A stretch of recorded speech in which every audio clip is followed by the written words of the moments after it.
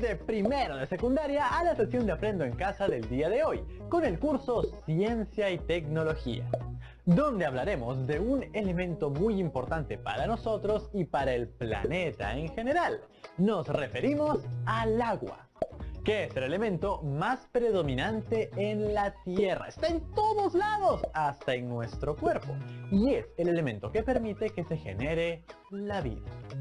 Bueno, gracias al agua y al oxígeno y la gravedad y la temperatura. ¿Se acuerdan de todo lo que vimos la semana pasada cuando viajamos hasta Marte?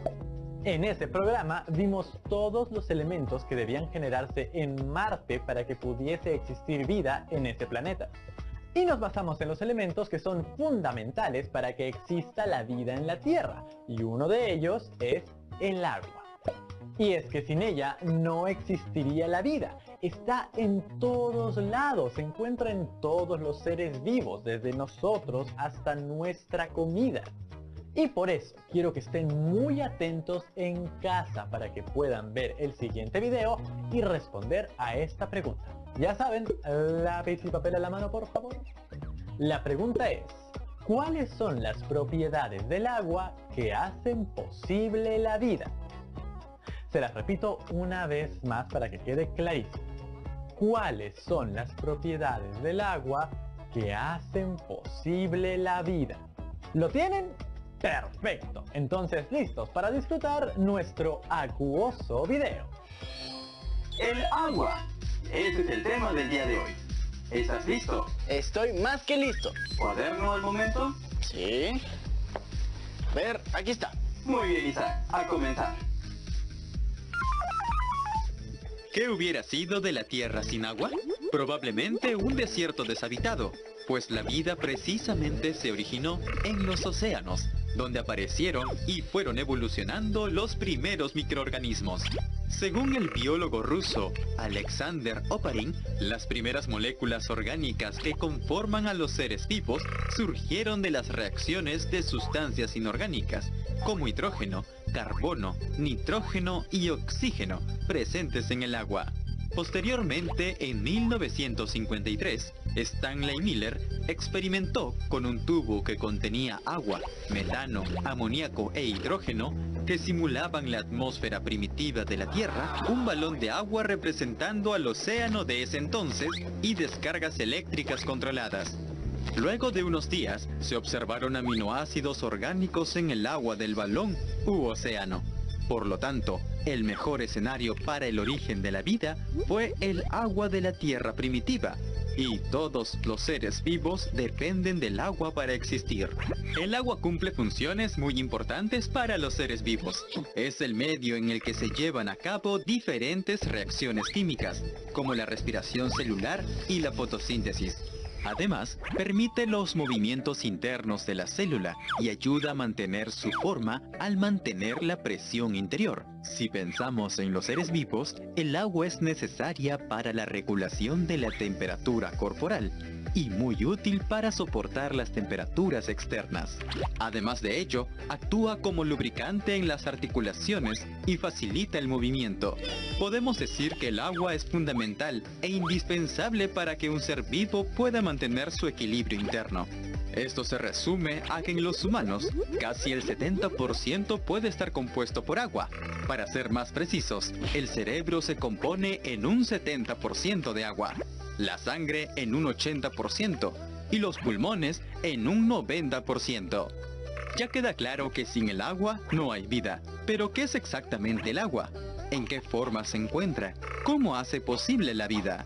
El agua es la sustancia más abundante del planeta. Aproximadamente el 70% está cubierto por el agua y se encuentra naturalmente en el ambiente en cualquiera de los tres estados de la materia: sólido, gaseoso y líquido, siendo esta última la forma en la que se desarrolla la vida y la que más es aprovechada por los seres vivos.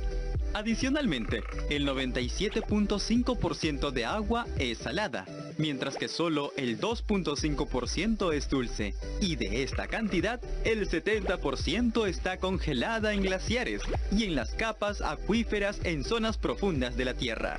¿Y qué determina en qué estado se encuentra el agua? El agua requiere 0 grados Celsius de temperatura para estar en forma de hielo. Entre 5 a 95 grados Celsius para encontrarse en estado líquido y a más de 100 grados Celsius para presentarse en estado gaseoso, como vapor de agua. Y esto se debe a sus características químicas. Y si analizamos la estructura del agua, se trata de una molécula inorgánica formada por 2 átomos de hidrógeno y 1 de oxígeno. Esto le otorga una característica bipolar positiva en la parte de los átomos de hidrógeno y negativo por el lado del átomo de oxígeno. Esta característica de la molécula facilita la unión entre moléculas, generando puentes de hidrógeno que unen la parte negativa de una molécula con la positiva de la otra. A diferentes temperaturas, los puentes de hidrógeno van mostrando ciertas características. Cuando el agua se congela por debajo de los 0 grados Celsius, cada molécula de agua queda establemente unida a otras 4 moléculas. Cuando nos encontramos a temperatura ambiente y el agua está en estado líquido, las moléculas tienen una elevada fuerza de cohesión que las mantiene dinámicamente unidas, consecuencia de la rápida formación y ruptura de los puentes de hidrógeno entre estas moléculas. Si calentamos las cosas, a partir de los 100 grados Celsius, el agua estará en su fase gaseosa, donde las moléculas se encuentran muy separadas y en desorden.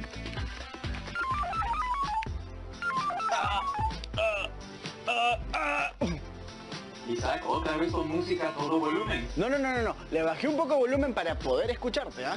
Entonces, ¿has estado atento al primer video? Claro que sí. Es más, hice algunos apuntes. ¿Y qué dicen esos apuntes? A ver. Quiero escuchar. El agua es una molécula inorgánica compuesta por 3 átomos. Muy bien. 2 de hidrógeno y 1 de oxígeno. Es una molécula bipolar porque presenta 2 cargas, una positiva y otra negativa. Muy bien, Isaac. Has hecho unos buenos apuntes. Al parecer el ejercicio hace que la sangre irrigue mejor por tu cuerpo y cerebro. No te pases, yo siempre tomo atención y estoy muy atento a todo. Ah, y otra cosa sobre el agua es que ayuda en las funciones biológicas como reproducción celular y la fotosíntesis en el caso de las células vegetales. Exacto. Ah, último dato que apunté. El agua regula la temperatura corporal. Y para eso debes beber el agua que has traído en tu tomatódromo. Exacto. Has estado atento, Isaac, y qué bueno que hayas tomado apuntes. Pero ahora tienes un mensaje de la profesora Pirina. Claro, vamos a verlo. Hola Isaac, para que el agua se congele es necesario que sus moléculas puedan sujetarse a algo y así formar cristales de hielo. Estos núcleos alrededor de los cuales se van a sujetar las moléculas de agua pueden ser, por ejemplo, pequeñas partículas de polvo. Si no hubiera ninguna partícula o núcleo disponible, la temperatura podría seguir bajando hasta menos 42 grados centígrados, para que recién el agua empiece a congelarse. Otro ejemplo es el agua de mar, que debido a las sales que tiene disueltas, para congelarse necesita menos 1,8 grados centígrados y no 0 grados como el agua pura. ¿Y los peces del mar cómo pueden vivir a temperaturas bajo cero? Algunas especies como el blénido antártico pueden regular el paso de proteínas a su sangre e impedir la formación de núcleos de hielo para poder vivir en las aguas heladas. Su sangre recién se congela a menos 0,5 grados centígrados. Saturno, qué interesante esas características sobre el agua y la baja temperatura. Lo que no sabía era que la sal impedía el congelamiento del agua. El agua más salada del planeta está en el lago Don Juan, en la Antártida. El agua es tan salada que no se congela a pesar que la temperatura ambiente es de unos menos 50 grados.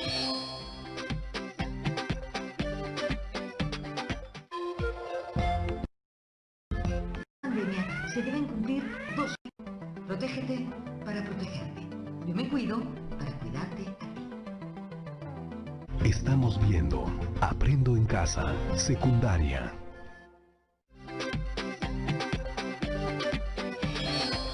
La hidratación es una acción que consiste en consumir líquidos en variadas formas, de modo continuo y permanente, con el objetivo de recuperar los líquidos naturales que el organismo gasta en diferentes actividades. especialmente cuando se realiza ejercicio y que han sido eliminados a través de la sudoración o transpiración. Esta acción es sumamente necesaria, pues el cuerpo humano se compone aproximadamente de 70% de agua, y sin ella el funcionamiento normal del cuerpo se vería perjudicado. Pero, ¿qué hace al agua un elemento tan importante, no solo para los seres vivos, sino para todo el planeta? La respuesta se resume en sus características: acción disolvente, elevada fuerza de cohesión entre moléculas, elevado calor específico, elevado calor de vaporización y mayor densidad en estado líquido que en estado sólido. Veamos el primero: acción disolvente. El agua es un líquido que más sustancias disuelve. Por ello es conocido como el solvente universal. Esta propiedad se debe a su polaridad, lo que le permite disolver sales, ácidos y azúcares. Un ejemplo de ello son las bebidas azucaradas, en las que el azúcar se encuentra disuelta en agua.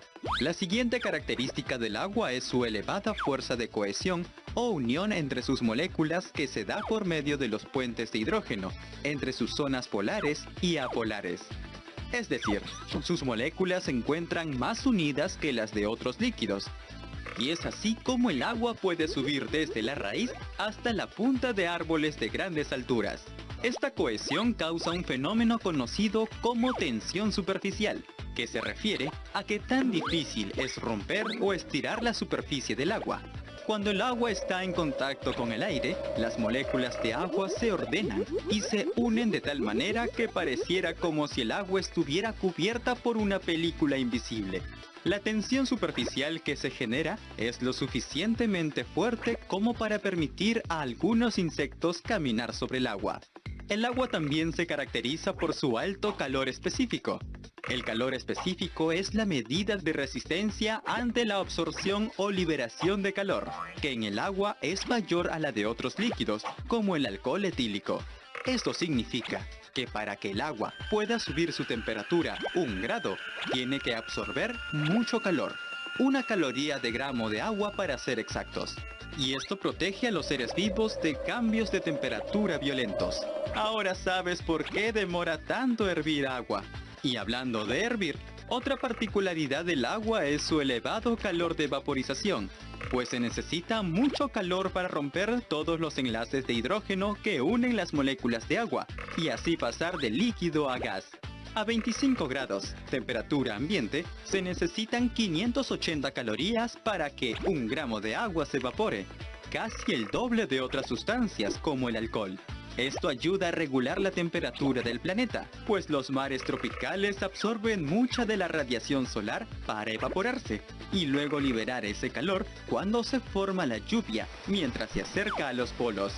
El agua también se distingue por su mayor densidad en estado líquido que en estado sólido. El hielo puede flotar sobre el agua porque las moléculas de H2O se dilatan, es decir, se estiran, y es menos denso que el agua en estado líquido. Esto ocurre porque al bajar la temperatura del agua, sus enlaces de hidrógeno dejan de romperse y generarse, dejando de moverse, teniendo como consecuencia que cada molécula se una a 4 moléculas de agua, permaneciendo unidas. Gracias a esta característica, el agua en ríos, lagos y mares comienza a congelarse a partir de la superficie hacia abajo, y esta capa de hielo sirve de aislante y abrigo para los seres que viven por debajo. Pues aunque la temperatura sea muy baja en el exterior, la capa de hielo mantiene constante la temperatura en 0 grados, mientras que por debajo la temperatura puede mantenerse en 4 o 5 grados, que es suficiente para la supervivencia de ciertas especies. ¿Cómo vas con la lección de hoy, Isaac? Hablando de ese tema, ¿Problemas? tenía un problema porque no entiendo por qué el hielo no se hunde y solo flota. Te explicaré con un video. A ver. Cuando el agua se congela, sus partículas ocupan más espacio, lo que no significa que pesen más. Esto ocurre gracias a los enlaces de hidrógeno, que se estiran y se congelan, evitando el reordenamiento de las moléculas del agua. Ah, con razón cuando me preparo una limonada y con mis cubitos de hielo no se hunden, solamente flotan. Todo tiene una explicación científica, Isaac. Tienes mucha razón. Y ahora, ¿qué vamos a ver? Hay un siguiente video. Vamos a verlo. El agua es el recurso natural más importante, porque gracias a ella hay vida en el planeta. Y esto se debe a que el agua también cumple un ciclo que es muy simple de comprender, pues inicia así. El sol calienta el agua de los océanos, que se convierte en vapor de agua, y es elevado por los aires. Las corrientes de aire llevan ese vapor hacia la atmósfera, y en las zonas de menor temperatura, este vapor de agua se condensa y se forman las nubes. A continuación empiezan las precipitaciones o lluvias, que según la altura y temperatura que se encuentre, pueden caer en forma de nieve y acumularse en capas de hielo. Por efecto de la gravedad, el agua discurre por el paisaje formando ríos y lagos hasta llegar nuevamente a los océanos. El ciclo del agua, conocido también como ciclo hidrológico, permite la creación de hábitats para la diversa fauna y flora que existe. Moldea el paisaje y renueva la calidad del agua en todo este proceso. Lamentablemente, este recurso no siempre es aprovechado de manera correcta. Es por eso que hoy en día, la falta de agua ya está comenzando a notarse en sitios donde antes abundaba. La población sigue creciendo, pero no las reservas de agua. El principal agente responsable de la disminución del agua en el planeta es el hombre, debido a la creación de presas y sistemas de desviación del agua. La extracción de agua para consumo humano reduce y degrada los hábitats. Los residuos líquidos en las zonas urbanas afectan la calidad del agua. La desecación de humedales para el desarrollo urbanístico también reduce los hábitats. Pero eso no es todo. La sobreexplotación y la contaminación suponen una amenaza para las reservas de agua subterránea.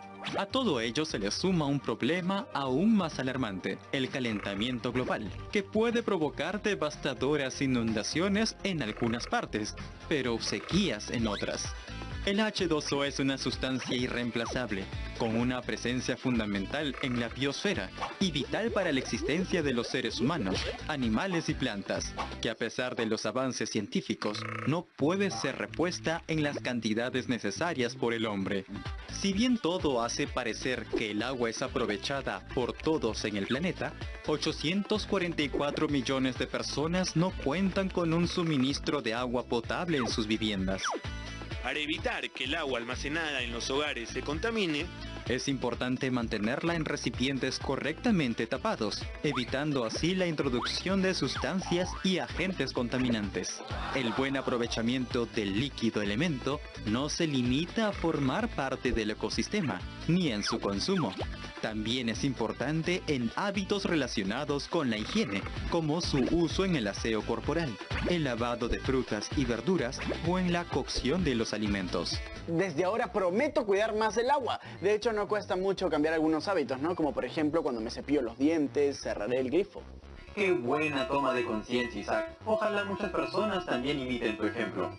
Pero ahora, ¿qué tal si realizas un experimento sobre el ciclo del agua? Claro, me parece interesante, pero ¿cómo va? Primero tienes que acercarte al anaquel de la profesora. A ver. En la parte de abajo encontrarás un bol con un tarrito de pintura, una cucharita y debajo también un papel de plástico. Ah, a ver. Al lado encontrarás una cuerda. Una cuerda. Así es. También encontrarás en el portatubos de ensayo una tinta vegetal. ¿Esta o esta? ¿La azul? La azul. Ya, pero igual voy a llevar todo, ya por si acaso para que no se me caiga. Claro que sí, Isaac. Con mucho cuidado, acomoda en la mesa de laboratorio. Regresa por favor al anaquel, que ahora tienes que traer agua. Agua. A ver. Encontrarás en alguna de esas botellas. Voy a elegir el azul. Perfecto. Ya está. Ahora sí, estamos listos para comenzar. Y ahora voy a poner en su lugar las cosas que me dijiste que traiga. Voy a poner la bolsa, la cuerda, el bol, la tatita de pintura, que está bien bonito. Este recipiente que no sé todavía para qué va a servir. Tengo la cucharita, la botella de agua y ¿me puedes ayudar? ¿Qué es esto, Saturno? Lo que tienes ahí es un tubo de ensayo y dentro colorante azul, evidentemente. Y debes tener mucho cuidado porque es bastante delicado.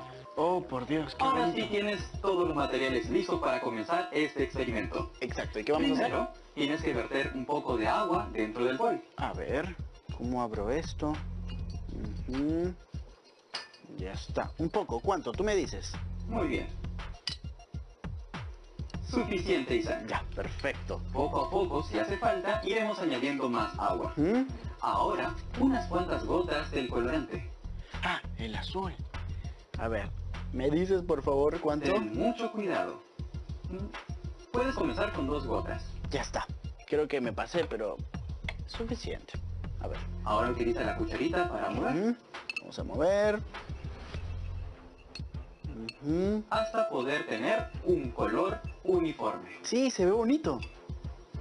Está Muy bonito. bien, Isaac. Esa pequeña cantidad de agua va a emular el mar. Pero, ¿qué te parece si añades un poco más de agua? Ah, ya. Exacto, para que quede como que el mar en sí se vea más grande, porque obviamente el mar tiene más agua, ¿no? Lógicamente. A ver. Suficiente, Isaac. Mm, Un poco más de colorante. sí. Unas cuantas gotitas más. Uy, Excelente. ya está. Vamos a moverlo. Como el mar azul, el mar azul, el mar azul. Ya está. Ahora sí lo tienes. Y como tú lo has dicho, ahora sí parece un mar azul. Exacto. Lo que viene a continuación es poner el otro recipiente pequeño Ajá. dentro del bol. Justo en medio. ¡Ah! A ver. Digamos que eso va a emular una isla. Está flotando. Una isla flotante. Ahora vas a poner el plástico cubriendo el bol. A ver, a ver, a ver, a ver, a ver. Me corrige si está mal, ¿sí? A ver, lo pongo ahí. O lo estiro todo. Es mejor que estires todo. Ya, lo voy a estirar. Ujú. Ahora, utilizando, La cuerda. tienes que atar Sí. alrededor del plástico. A ver, vamos a atarlo. Uy, ojalá que me salga bien, Saturno, porque esas cosas me ponen un poco nervioso, no sé hacer bien. Ujú. Ya está listo. Veo que ya lo tienes listo. Claro que sí. La parte superior está bastante tensa. Sí, mira, a ver, a ver. Ahora sí. Ah, y este plástico funcionará como atmósfera. Correcto, Isaac. ¿Tienes sujeta la cuerda al bol? Sí, está muy sujeta. Ahora solo queda colocar el tarrito de pintura en medio del plástico. El tarro de pintura en medio. ¿Así? Así es, que tener un poco de presión. Ujú. Ahora lo único que falta es llevar todo ese bol con el tarrito de pintura, el recipiente pequeño y el plástico tensado expuesto al sol. Bueno, qué interesante lo que me estás diciendo. Voy a hacer lo que me dices. Ya Y vengo. vamos a esperar 1 hora. Ya. Ya pasó 1 hora. Y ahora sí, vamos a ver qué ha pasado. A ¿Qué ver. puedes ver en la superficie, Isaac? Veo que hay unas partículas de agua. Debe ser por la evaporación del sol ahí que quemó y... El sol no quemó, el sol calentó el agua. ¿Verdad? llevando Calentó el agua y eso ha producido que se vean acá como agüita, ¿no? Como partículas de agua, tú lo has dicho. Ahora, ¿qué tal si sacas el plástico? Y vamos a ver qué pasó adentro. A ver, dame un ratito. Saco esto. A ver, mira, se ve bien chévere. A ver, Todas las adentro. gotitas de agua. Adentro hay gotitas de agua también. Y... ¿Qué hay con el recipiente? ¡oh! Se ha llenado. Ahora se ha llenado. Inicialmente, hace 1 hora estaba vacío. Sí. ¿Por qué crees que pasó eso, Isaac? Bueno, la evaporación hizo que hayan gotitas de agua. De repente esas gotitas empezaron a caer. Y se Exacto. llenaron. Y así es como se producen las lluvias en todo el planeta. Tienes mucha razón. ¿Y ahora qué vamos a hacer? Ahora es momento de ver un resumen de todo lo aprendido. Vamos a verlo. Resumiendo, el agua es el elemento natural más abundante sobre la Tierra. Aproximadamente ocupa el 70%, del cual solo el 97.5% es salada y el 2.5% es agua dulce. El agua se compone de 2 átomos de hidrógeno y 1 de oxígeno. Posee bipolaridad, es decir, un lado negativo y otro positivo. Las características del agua son acción disolvente, elevada fuerza de cohesión entre sus moléculas, elevado calor específico y mayor densidad en estado líquido que en estado sólido. Finalmente, no olvidar que el agua es elemental para todas las reacciones biológicas. Por eso es importante conservar y que las personas utilicen el agua con más cuidado. Sí que era importante el agua, ¿verdad, chicos y chicas? ¡Así es! Sin el agua no existiría la vida, no existiría nada, ni tocino, ni las chicas y chicos de Aprendo en Casa. Nada de nada. Exacto, así de importante es. Las propiedades del agua permiten que sea fundamental para que exista vida en nuestro planeta. Por ejemplo, la capacidad del agua de absorber calor es mayor a la de otros líquidos. Asimismo, es capaz de entibiarse más lentamente cuando recibe luz solar y se enfría más lentamente mientras libera calor durante la noche. O sea que este frío que siento, provocador de chocolatito caliente, puede pasarme cuando me lo tome. Así es, el calor que se almacena en el agua incrementa su temperatura. Es por eso que los camellones son tan importantes en la agricultura. Porque en estos canales el agua actúa como un regulador que atenúa el efecto de las heladas en las plantas. La cantidad de calor almacenada en estos canales durante el día, junto al elevado calor específico del agua y a la misma radiación solar, serían los causantes de este efecto. Bien, Rodrigo. Ahora te has vuelto un experto en agricultura y en controlar el agua para el beneficio de la humanidad. Todavía no tan experto como los agricultores y agricultoras de nuestro país, pero ya aprendí que debemos cuidar el agua, no hay que malgastarla, porque es lo más importante que tenemos y fundamental para la vida en nuestro planeta. Es verdad. Recuerda, si no hay agua, no existiría nada. Ni tocino, ni Rodrigo, ni nada. Y ahora les dejaremos el siguiente reto. Tienes que elegir una de las propiedades del agua y explicar cómo es que ésta mantiene la vida en la Tierra. Y recuerden guardar todo en el portafolio. ¿Listo para ese chocolatito caliente, tocino? ¡Oh! ¿Ya calentó el agua? Sí, porque ya calentó nuestra sagrada y saludable agua. ¡Oh! Como agua para el chocolate. ¡Oh, oh, oh, oh! Y abríguense en casa también. Nos vemos la próxima. ¡Chao, chao!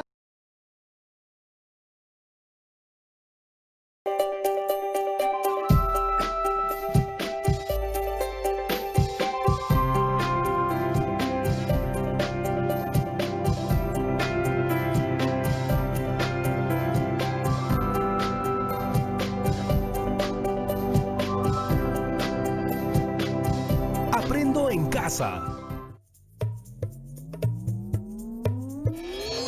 Hola chicas y chicos, bienvenidas y bienvenidos a un nuevo programa de Aprendo en Casa. Hoy revisaremos el área de Ciencia y Tecnología para segundo de secundaria. Hoy reflexionaremos y nos cuestionaremos sobre el funcionamiento del cuerpo y también sobre algunas alteraciones de este funcionamiento, para que así respondas tus propias preguntas. Para comenzar, les cuento que debido a la situación que estamos viviendo, han salido muchas notas sobre la importancia de donar sangre. Por eso, un amigo se acercó a donar, pero le dijeron que no podía hacerlo porque tenía anemia. Esto me hizo preguntarme lo siguiente: ¿por qué es tan importante donar sangre? ¿Qué tiene la sangre que la hace tan importante para el cuerpo? ¿Qué condiciones debo tener para donar sangre a alguien que lo necesite? Veamos si en el siguiente video podemos responder estas preguntas. Isaac, ¿qué es lo que lees con tanta atención en tu celular? Hola Saturno, lo que pasa es que un profesor nos ha compartido un afiche virtual sobre una campaña de donación de sangre. ¿Cómo le puedes pasar sangre a otra persona? ¿No es peligroso? Veamos, Isaac. Existen ciertos procesos médicos y condiciones o enfermedades en las que los pacientes necesitan de sangre extra para poder recuperarse o mantenerse estables. ¡Wow! ¿Y cómo obtienen la sangre? Los donantes, que han de ser personas que gocen de buena salud, proporcionan unidades de sangre a un banco de sangre, donde la conservan y se transfiere al paciente que lo requiera. ¿Y qué pacientes generalmente lo requieren? Entre los casos más comunes están los que han sufrido quemaduras, enfermos de cáncer, mujeres embarazadas con hemorragias durante el parto y las víctimas de accidentes de tránsito. Sí que son muchos, pero ¿a qué edad puedo donar, sabes? ¡Oh, ¿a qué dice? El donante debe tener entre 18 y 55 años, gozar de buena salud y pesar como mínimo 55 kilos. Entonces aún yo no puedo porque no tengo 18.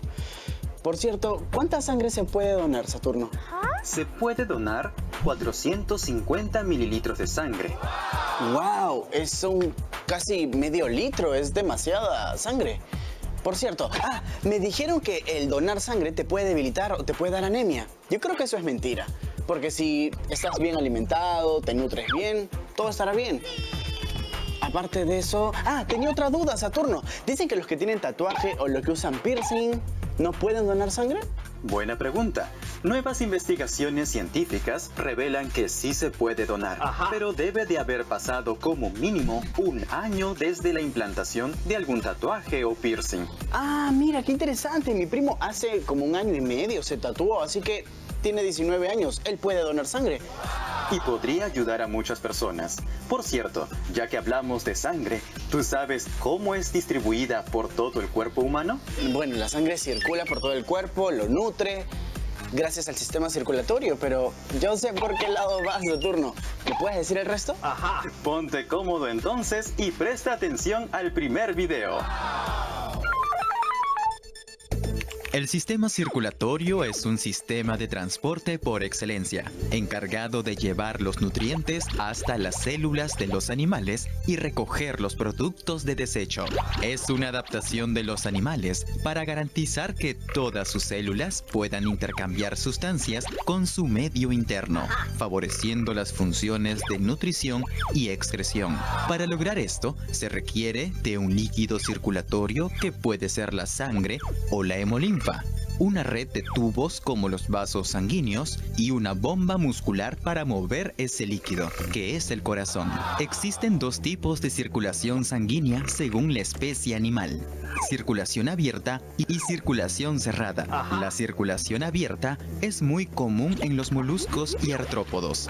En estos animales, el corazón bombea la hemolinfa, un líquido interno de los invertebrados, generalmente incoloro, que contiene sustancias nutritivas sin oxígeno para llenar los espacios donde se encuentran los órganos. Así la hemolinfa baña directamente a las células y las nutre. Por otro lado, la circulación cerrada ocurre en los animales vertebrados, donde la sangre está separada del líquido intersticial y viaja únicamente por medio de los vasos sanguíneos, llevando oxígeno y nutrientes hasta los tejidos. Para poder transportar el oxígeno, la sangre o la hemolinfa obtienen el oxígeno mediante el proceso de respiración. Entonces, el sistema circulatorio debe llevar esta sangre hasta los capilares de las branquias, la piel o los pulmones para que se produzca el intercambio gaseoso y así contar con sangre rica en oxígeno. En los vertebrados, este transporte puede hacerse pasando una sola vez por el corazón, llamada circulación cerrada simple, o pasando 2 veces, llamada circulación cerrada doble. Los peces tienen circulación cerrada simple, porque su sangre circula una sola vez por el corazón para llegar a los capilares de las branquias y oxigenar todo su cuerpo. Las aves, reptiles, mamíferos y anfibios cuentan con un tipo de circulación cerrada doble, porque la sangre pasa 2 veces por el corazón. La primera vez usa el circuito de la circulación pulmonar o pulmocutánea, que oxigena la sangre con los capilares de los pulmones o de la piel. La segunda vez que pasa por el corazón, este bombea la sangre hacia el resto del cuerpo en el circuito de circulación sistémica, llevando sangre rica en oxígeno a todos los tejidos del cuerpo. Ahora hablemos del corazón humano. Es del tamaño de un puño y está formado por células musculares especializadas que en conjunto forman el tejido muscular estriado cardíaco. El corazón está dividido en dos mitades que no se comunican entre sí, y cada mitad posee una aurícula y un ventrículo, que son cámaras que se llenan de sangre, contrayéndose de forma coordinada para no variar el ritmo de los latidos. Veamos cómo funciona. La sangre ingresa al corazón usando la vena cava superior y la vena cava inferior, que están unidas a la aurícula derecha. La aurícula se llena de sangre y se contrae, enviando la sangre a través de la válvula tricúspide hacia el ventrículo derecho. Cuando el ventrículo se contrae, la válvula tricúspide se cierra y la sangre sale por la arteria pulmonar hacia los pulmones para que pueda oxigenarse en los capilares. Ahora la sangre oxigenada regresará al corazón usando las venas pulmonares que se unen a la aurícula izquierda. Cuando la aurícula se contrae, la sangre pasa por la válvula bicúspide hacia el ventrículo izquierdo. Cuando este ventrículo, más grande y musculoso, se contrae, envía la sangre oxigenada al resto del cuerpo, usando la arteria más importante, la arteria aorta. ¡Wow! Hemos visto un montón de información en este video. Ahora ya sabemos por qué es importante donar sangre. También aprendimos que la sangre lleva oxígeno y nutrientes al cuerpo. Y conocimos cuáles son las condiciones que debemos cumplir para poder donar sangre. Mi amigo no puede donar porque tiene anemia. Pero, ¿qué es la anemia? ¿Cuáles son las causas y consecuencias de la anemia? ¿Se podrá recuperar? Para responder estas preguntas hay que ver el siguiente video.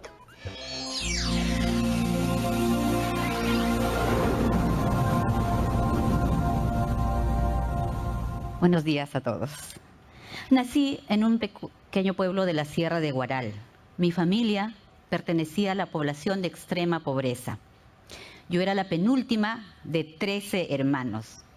7 de ellos murieron antes de cumplir 5 años, incluida la última. Entonces yo pasé a ser la más pequeña de la casa. Mi madre, golpeada por este dolor, me cuidaba mucho. No iba a permitir que yo me muera.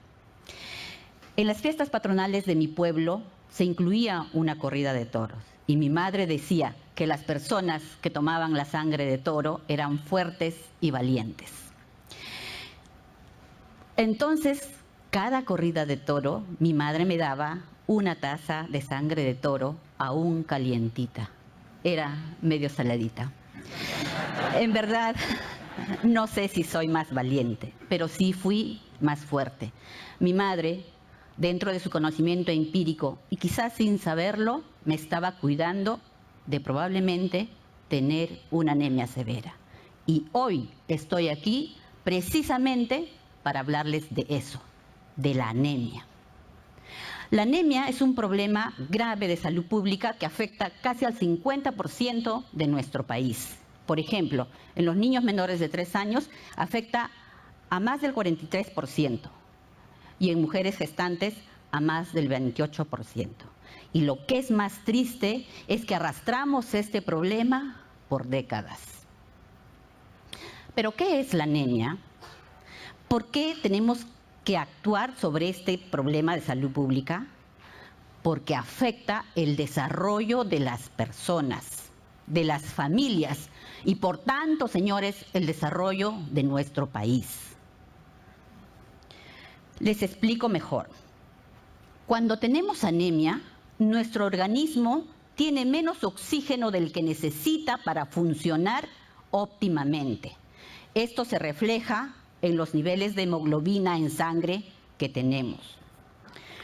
La hemoglobina es la que se encarga de transportar el oxígeno desde los pulmones a todo nuestro cuerpo. Es algo así como el carrito que recorre todo nuestro organismo a través de las venas y arterias, que serían las pistas, dejando su carga, el oxígeno, en nuestras células y tejidos. Esto es grave, porque si nuestras células no tienen el oxígeno suficiente no van a funcionar al 100%. Por lo tanto, nuestras capacidades físicas, cognitivas e inmunológicas están disminuidas. Es algo así como si en Lima hubiera una huelga de carros, la hemoglobina, y las personas, el oxígeno, no tuvieran cómo llegar a su centro de trabajo, nuestras células y tejidos. ¿Cómo funcionarían las empresas si no llega toda su fuerza laboral? En el mejor de los casos, a medias, y quizás muchas empresas dejarían de funcionar. ¿Y cuáles son los efectos de que las células y tejidos dejen de funcionar o no tengan el oxígeno suficiente? Por ejemplo, en los niños menores de 5 años se interrumpe el desarrollo cerebral. Al no tener oxígeno, las neuronas no alcanzan su potencial de desarrollo. Y en los adultos significa tener una pérdida de la productividad, cansancio, menos energía para hacer las cosas del día a día. Como tienes menos oxígeno, tu cuerpo funciona con sus capacidades limitadas. El estudio Impacto Económico de la Anemia en el País revela que la anemia le cuesta al país el 0.62% del PBI, mientras que un programa de prevención efectivo en niños y mujeres alcanzaría un presupuesto menor al 0.01% del PBI, es decir, menos de lo que le cuesta a nuestro país tener los índices de anemia que tenemos. El Estado viene ejecutando políticas públicas para erradicar la anemia. Una de las principales estrategias es el reparto de multimicronutrientes. Entre el 2015 y 2016 se han utilizado casi 35 millones de soles. Sin embargo, las cifras de la anemia no han disminuido. Por el contrario, en el último año incluso ha aumentado.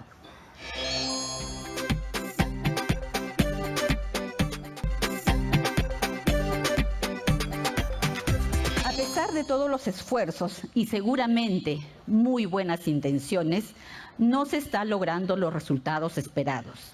Consideramos que algo no está funcionando bien. La estrategia tiene que replantearse. Llevo más de 20 años trabajando en relación a la anemia y en este tiempo he concluido en una hipótesis de los factores que podrían estar determinando que no se logren los resultados esperados. Uno, el tipo de hierro que utilizamos para combatir la anemia. Y dos, la educación que se hace respecto de la anemia. Les explico a qué me refiero. Empecé a trabajar en la anemia en 1992, cuando por cosas de la vida llegué a Uchiza, un rincón de la selva peruana, cuya población vivía en medio del narcotráfico y el terrorismo, muy golpeada por la anemia y la desnutrición que eran casi generalizadas. Por mi formación académica conocía de los problemas nutricionales, pero ahora estaba en la cancha, estaba ahí mirando a los niños con el cabello rubio, despigmentado, pálidos y cansados. Entonces, esa información que antes eran cifras estadísticas, ahora eran gente de carne y hueso. Pero, ¿por qué es importante utilizar el hierro hemínico? El hierro hemínico, al ser un hierro de fuente animal, es compatible con el hierro que tenemos nosotros en nuestra sangre. Su nivel de absorción está por encima del 20%. No hay que tener cuidado con los facilitadores e inhibidores de la absorción. ¿Y por qué? Por una razón fundamental. La molécula del hierro está adosada a una molécula de proteína y eso hace la diferencia en el mecanismo de absorción con los hierros no hemínicos. Entonces, si tenemos dos tipos de hierro, uno el hierro no hemínico, que tiene un bajo nivel de absorción, que produce estreñimiento y hay que tener cuidado con los facilitadores e inhibidores de la absorción.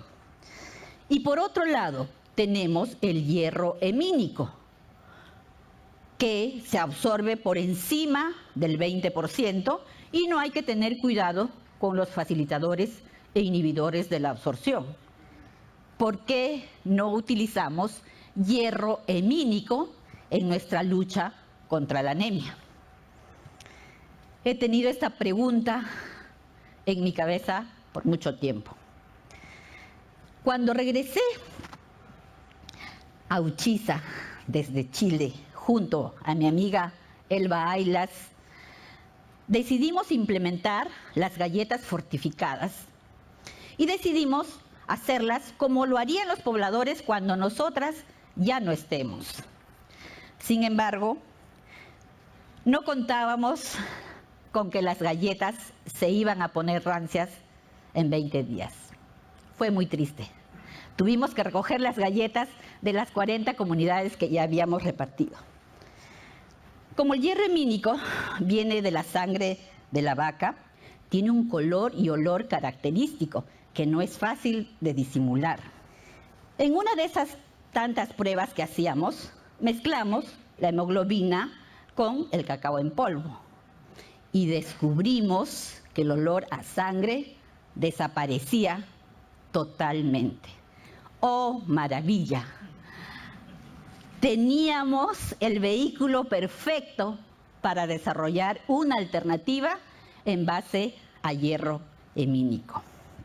Y es así que nace nuestra cocoa fortificada con hierro hemínico para ser agregado a la taza de leche, la avena, los jugos, etc. Nosotras laborábamos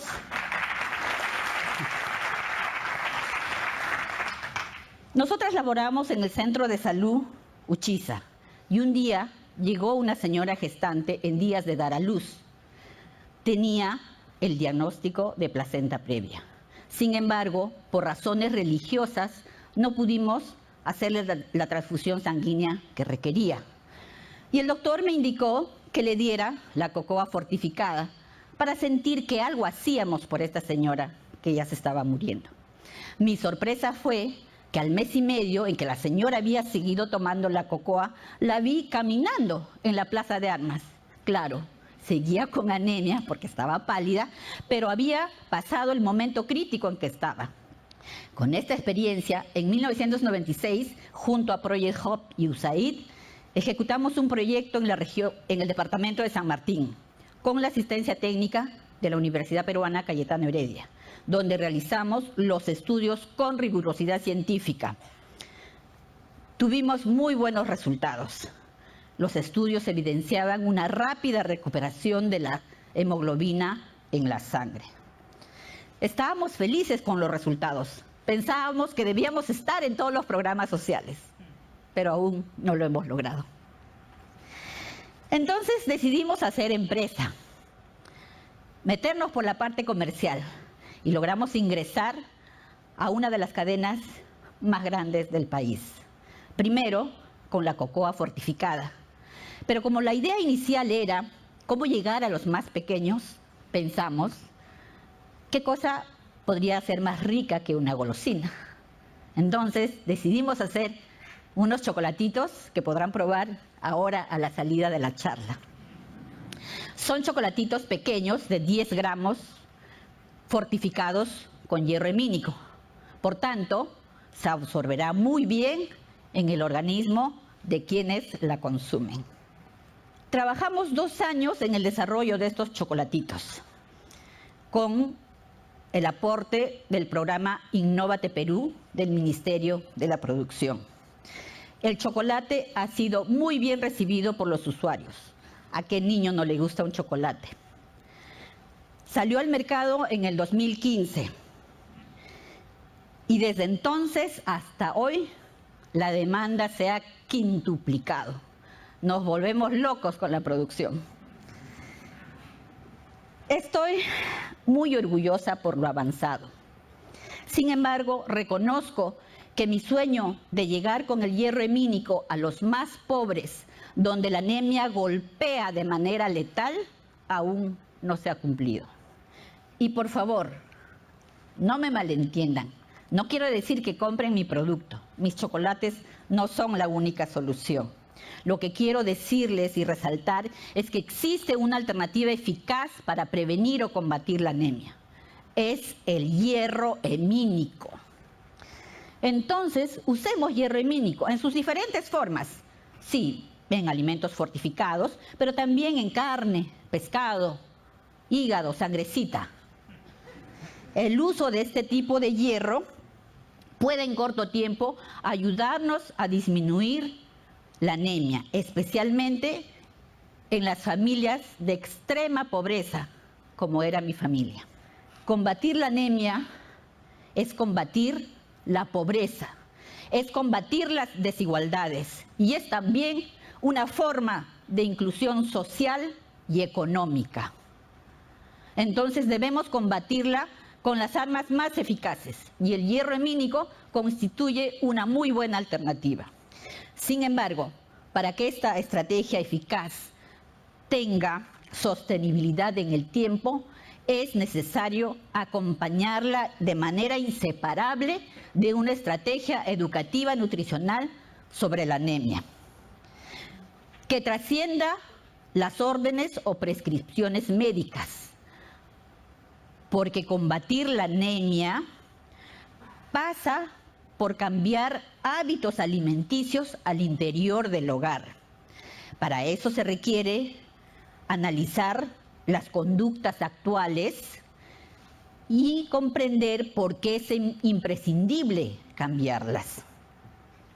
Y aquí tengo que decir que los profesionales de la salud no somos formados para educar. Porque el problema de la anemia socialmente no es comprendida como una enfermedad grave, como el cáncer, por ejemplo. Entonces, si las personas no lo consideran grave, entonces tampoco considerarán que hay algo importante que hacer al respecto.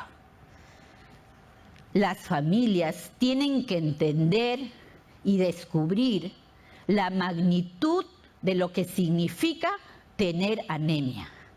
Cómo la anemia mata sus sueños de desarrollo, de tener éxito familiar. Pensando en eso, hemos desarrollado el módulo educativo Podemos Prevenir la Anemia, basado en la pedagogía constructivista, en el cual compartimos estos conceptos en espacios pequeños de no más de 30 personas y un tiempo promedio de 30 minutos. Los asistentes a estas sesiones educativas analizan y reflexionan sobre la función de la hemoglobina en nuestro cuerpo, de cómo los hábitos no saludables afectan a los más pequeños de la casa y comprenden entonces el beneficio de ingresar a la dieta diaria alimentos ricos en hierro hemínico, como la carne, el pescado, las vísceras, la sangrecita, etc. Asimismo, se cuestionan costumbres como ¿a quién atendemos primero a la hora de comer? ¿O a quién le damos la carne más grande? Es decir, hacemos que los asistentes dejan de percibirse como beneficiarios de un programa y se conviertan en los protagonistas de su cambio, de su desarrollo, de su éxito familiar. ¿Por qué? Porque la decisión de combatir contra la anemia está en sus manos, en sus decisiones, en la capacidad de asumir el liderazgo de su éxito familiar. Lo que les he querido decir a lo largo de esta charla es que si utilizamos el hierro hemínico y desarrollamos una estrategia adecuada de educación que trascienda las órdenes médicas, con seguridad podemos combatir la anemia en corto tiempo. Podemos ganarle la guerra a esta enfermedad que nos ha estado robando nuestras capacidades, el desarrollo de las personas, de las familias, que nos ha estado robando el desarrollo de nuestro país. Si lo decidimos, Seguro que lo lograremos. Muchas gracias.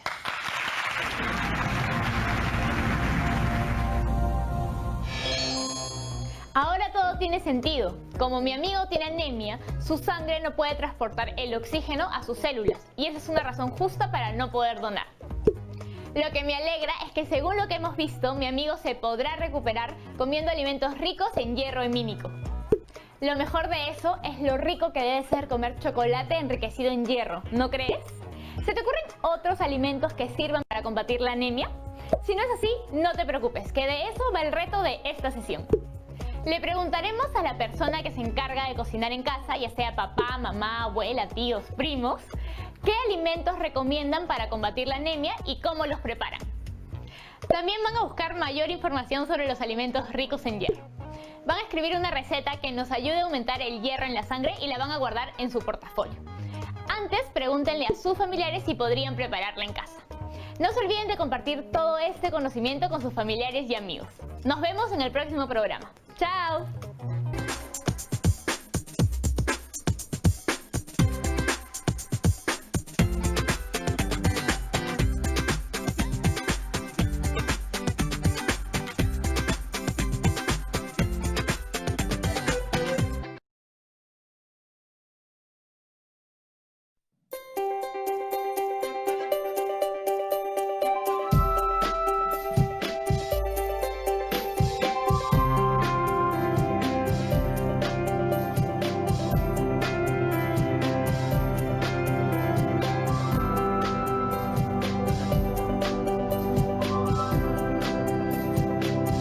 Aprendo en casa. Hola chicas y chicos de tercero de secundaria. Mi nombre es Jonathan Hernández y esto es Aprendo en Casa. El día de hoy exploraremos el área de ciencia y tecnología. Y quiero comenzar este programa haciéndoles algunas preguntas. A ver, empecemos. Perú tiene un satélite en el espacio. ¿Verdadero o falso? ¡Verdadero! Aquí otra pregunta. La Tierra orbita alrededor del Sol a una velocidad de 20 km por hora. ¿Verdadero o falso? ¡Falso! La Tierra orbita alrededor del Sol a 29 km por segundo. Sí, a 29 km por segundo. Es casi 4000 veces más rápido que la velocidad promedio de un avión. A ver, una preguntita más. La Tierra tiene una arriba y una abajo. ¿Verdadero o falso? Esta vez no les voy a soplar. Si quieren saber la respuesta y aprender mucho más sobre el planeta Tierra, no se muevan y veamos el siguiente video. Diego. ¿Qué pasa, cerebro? ¿Qué pasa? ¿Qué estás haciendo? Lo que estoy haciendo es buscar un lugar para viajar porque hoy día hay ofertas y quiero conocer algún país lo más cercano al Polo Norte. ¡Oh! ¿Te vas a ir hasta allá abajo? No, el Polo Norte está aquí arriba, cerebro. Pero esta es una pelota, no tiene arriba ni abajo. Si estás sobre una pelota, desde cualquier punto puedes llegar en línea recta a cualquier otro, no importa el arriba o el abajo. Sí, estás en lo cierto. ¿Sí? ¿Dónde estamos nosotros? Nosotros estamos aquí abajo.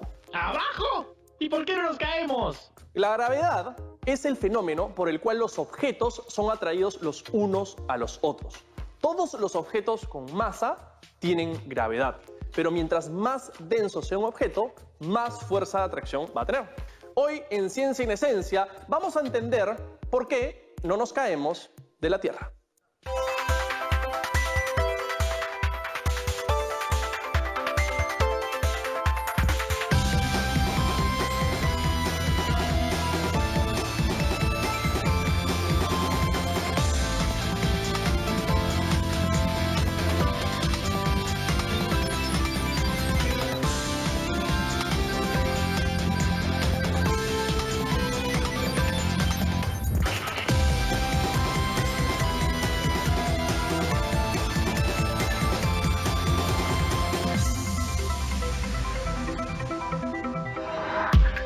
¿La Tierra tiene una arriba y una abajo? Sí tiene una arriba y una abajo. Creo que sí. Geográficamente hablando, tenemos mapas y puntos cardinales que nos indican si hay un norte, un sur, un este o un oeste. No, porque en sí se les denomina norte y sur y depende de la perspectiva si uno dice arriba o abajo. Arriba sería el polo norte y abajo sería el polo sur. Yo creo que no, porque es un círculo y no le encuentro sentido. En lo personal pienso que no, porque es una esfera, o sea, es circular.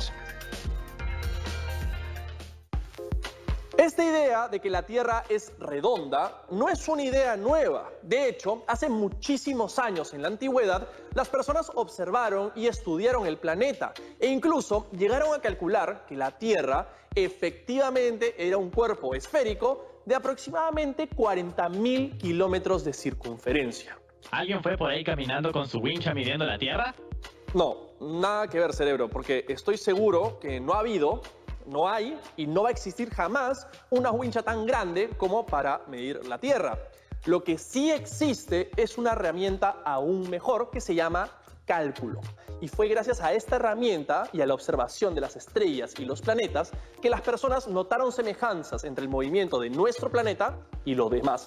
La ciencia que mide la forma, la gravedad y la rotación de la Tierra se llama geodesia.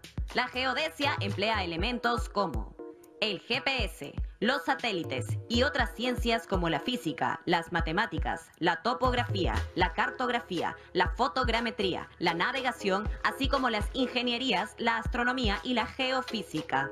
Todas estas ciencias han aportado desde el inicio de la humanidad al conocimiento que tenemos sobre la Tierra. E incluso muchas de estas ciencias utilizan equipos súper modernos como satélites para calcular... Espera. No entiendo. Si antes no tenían computadoras, ni GPS, y esas otras ciencias, ¿cómo llegaron a saber que la Tierra era un planeta? Hace miles de años, obviamente no todos pensaban que la Tierra era redonda. De hecho, en culturas que llegaron a ser muy desarrolladas, como la mesopotámica, se pensaba que la Tierra era plana como un plato. Por otro lado, estaban los antiguos filósofos griegos como Pitágoras, que 6 siglos antes de Cristo llegaron a especular que la Tierra era redonda. Pero no fue sino hasta 3 siglos después que los cálculos de la astronomía pudieron confirmar que efectivamente la Tierra era redonda. Espera, pero en la época de Colón también pensaban que la Tierra era plana. Quizás algunas personas en la época lo pueden haber pensado, pero lo que los griegos descubrieron también fue adoptado por los pensadores de la Edad Media, como Tomás de Aquino, y navegantes como Cristóbal Colón. Esta casi certeza de que la Tierra era redonda motivó a los navegantes a tomar rutas distintas y emprender viajes alrededor del mundo. Hoy en día, con el avance de la ciencia y la tecnología, hemos logrado comprobar que efectivamente tenían razón, incluso sobre datos muy difíciles de comprobar con herramientas de esa época, como por ejemplo la longitud de la circunferencia de la Tierra. ¿Y cómo así? Bueno, para eso mejor veamos la historia de Eratóstenes. ¿Delta? Un día, Eratóstenes se levanta y se da cuenta de un fenómeno curioso. Al mediodía, el sol no produce sombra. Esto le produce curiosidad. ¿Así será en todas partes?, se pregunta. Eratóstenes se encontraba en Siena, al sur de Alejandría. Entonces se le ocurrió averiguar si también en Alejandría el sol caía de la misma forma a la misma hora. Una vez ahí, midió el ángulo de aquella sombra. Con la diferencia de ángulos entre ambas ciudades, Eratóstenes calculó que aquella diferencia era 1/50 de los 360 grados que tenían los círculos, por lo que también pudo calcular la distancia entre ambas ciudades y luego multiplicarla por 50. Así, Eratóstenes decidió multiplicar por 50 la distancia entre ambas ciudades, que era de 5.000 estadios. El estadio era una unidad de medida griega. Así, multiplicó 5.000 por 50. Lo que dio como resultado que la Tierra medía 250.000 estadios, el equivalente a 40.000 kilómetros. ¿Y qué te pareció, cerebro? Muy interesante. Los griegos eran sabios para su época. Es cierto. Como pudimos ver, Eratóstenes no llegó a una cifra exacta, pero sí a una bastante aproximada. ¿Y ya se confirmó ese cálculo? Así es, gracias a los satélites artificiales pudimos comprobar esa información utilizando fotos y otros cálculos. ¡Wow! ¡Qué increíble! Medir la Tierra con satélites. Oye, ¿cómo será estar en uno de ellos? ¿Tú crees que el Perú pueda tener un satélite en el espacio algún día? Información importante. Perú tiene un satélite en el espacio. Así es. Delta, ¿tienes más información al respecto? Te he programado para una visita a una estación de monitoreo. Ok, perfecto. ¿Y para cuándo es la cita? En este momento. Necesitas alistarte porque el viaje es largo, así que ponte cómodo. Ok, me voy a cambiar y nos vemos en la nota. Por acá es la salida, ¿no?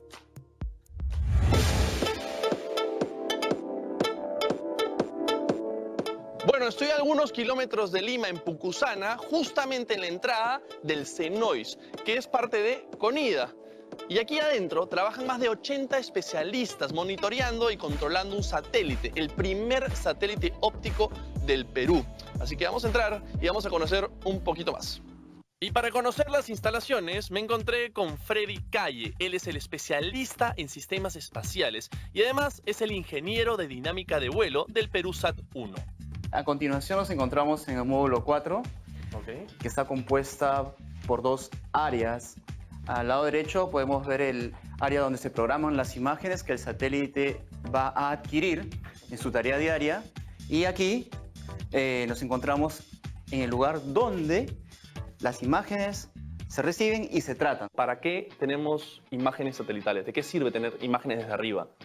Ok, las imágenes normalmente nos sirven para poder comparar y hacer un diagnóstico, ¿no? de las diferencias que han habido antes y después de un evento natural, ¿no? También con estas imágenes uno puede ir viendo cómo la expansión urbana se va extendiendo y cada vez va siendo más grande las ciudades. Bueno, ya estamos en el módulo 3, que es donde trabajas tú específicamente y es donde controlan el satélite, ¿no es cierto? Control y monitoreo. Fue una imagen del planeta Tierra y la ubicación actual del satélite. Ahí es donde está el satélite. Ahí es donde está el satélite.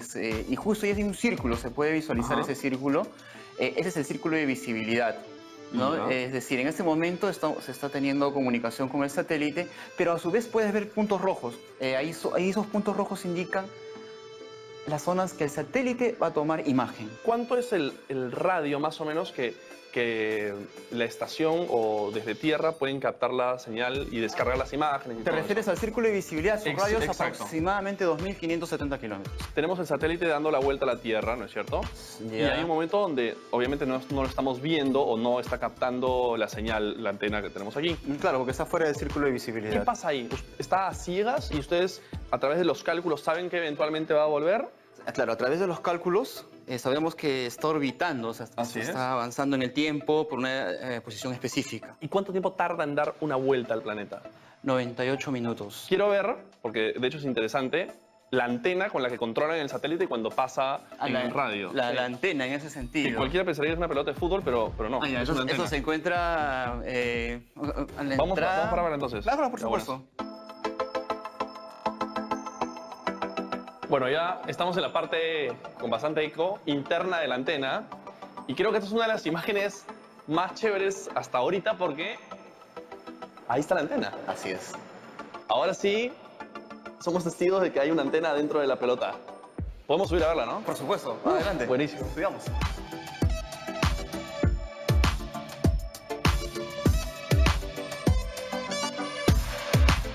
Bueno, ya terminó mi visita en el Senois y espero que estén tan emocionados como yo. Y como no pude ver el satélite orbitar la Tierra, me dieron una maqueta para poder armarla en el programa y mostrárselos cómo se ve. Bueno, nos vemos en el set.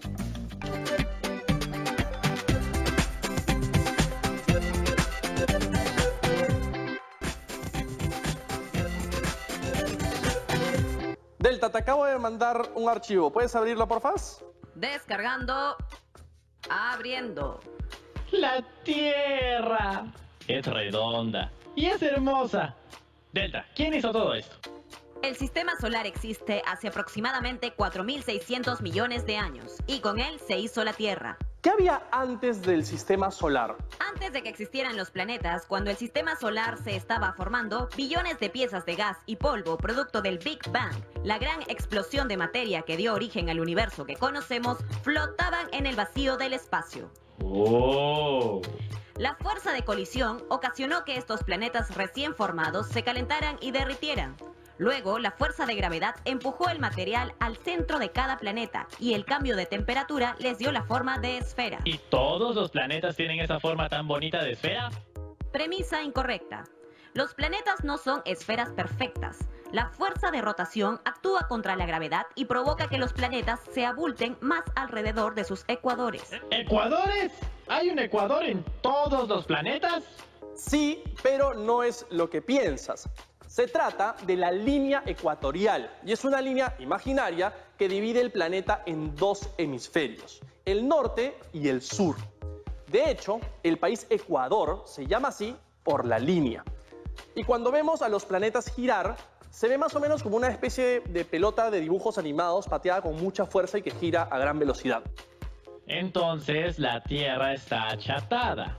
Y de hecho, sabemos que la Tierra no es una esfera perfecta desde 1736, cuando dos expediciones francesas fueron a Lapland y a Perú. Perú. Y bueno, allí descubrieron que la Tierra es ligeramente ovoide. Es porque el diámetro ecuatorial es mayor que el diámetro polar. Y esto también fue corroborado por las imágenes de los satélites. Ahora, ¿quieren saber qué es lo que es realmente sorprendente? Siempre. La velocidad de rotación de la Tierra sobre su eje a la altura del Ecuador es de 1.670 kilómetros por hora. Esto es 16 veces más rápido que la velocidad de un auto promedio. Y su movimiento alrededor del Sol es aún más increíble, porque estamos hablando de 29 kilómetros por segundo. ¿Te imaginas? Esto es casi 4.000 veces más rápido que la velocidad promedio de un avión. ¡Wow! Eso es muy rápido. Así es. Y otra cosa increíble es cómo los astronautas pueden ver la Tierra girar desde la Estación Espacial Internacional, que es básicamente una nave, un satélite artificial tripulado que le da la vuelta a la Tierra cada 92 minutos. ¿Una vuelta a la Tierra cada 92 minutos? Así es. Esos son como 60 minutos, entre 24, no, por 92, entre 3... 15.6521. 15 veces al día. Yo quisiera subirme a esa estación para poder darle la vuelta al mundo todos los días. Bueno, creo que a todos nos gustaría, pero lamentablemente, para ir a la estación espacial, necesitas primero que todo ser astronauta. Y además, estoy seguro que cuesta millones de dólares. Ya sé. ¿Y qué tal si le damos la vuelta al mundo en avión? Eso no debe costar millones de dólares. Sí, e incluso es una opción que ya se ha hecho. Delta, ¿nos podrías dar un poco más de información? La primera circunnavegación aérea se produjo en 1924 por un grupo de pilotos de las Fuerzas Aéreas del Ejército de los Estados Unidos en un cuarteto de biplanos Douglas World Cruiser. La primera aeronave más ligera que el aire de cualquier tipo en circunnavegar la Tierra por sus propios medios fue el dirigible rígido Graf Zeppelin LZ-127, que lo hizo en 1929. ¿Y cualquiera puede hacer una circunnavegación? Sí, pero creo que como mínimo debería saber volar un avión. Oh, ya sé. Hay que pedirle a un piloto de aviones. ¿Y qué le digo? Bueno, pues dile que quieres ver cómo se ve la Tierra desde arriba. Es muy fácil. En realidad no es tan fácil, es un poco más complicado, porque también necesitamos un avión y combustible. Y ahora que lo pienso, hay otra forma de navegar que aún no hemos conversado ni hablado. Estoy hablando de navegar a través del agua. ¡Yay! Voy a navegar por el mundo. En realidad no, cerebro, pero sí vamos a conocer a personas que lo hacen y le vamos a preguntar cómo ven la Tierra desde el mar.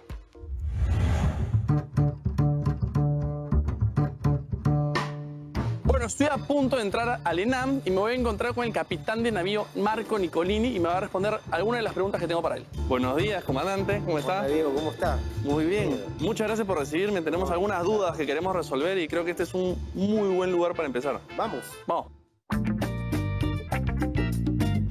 Vamos a conversar con Carlos Holguín, capitán de fragata, mi subdirector de la Escuela Nacional de Marina Mercante, y va a poder absorber las dudas que tiene referente a la pregunta que me has traído. ¿Por qué o qué, mejor dicho, es lo primero que vemos de una embarcación cuando viene del horizonte? ¿Y por qué, obviamente, no? Claro. Ok, lo primero que, bueno, de día, hay diferencia, día y noche. De día lo primero que vas a ver es el mástil, la parte más alta, ¿no? Y de noche se llama la luz de tope, que es una luz pequeña que justamente se coloca en el más alto de seguridad.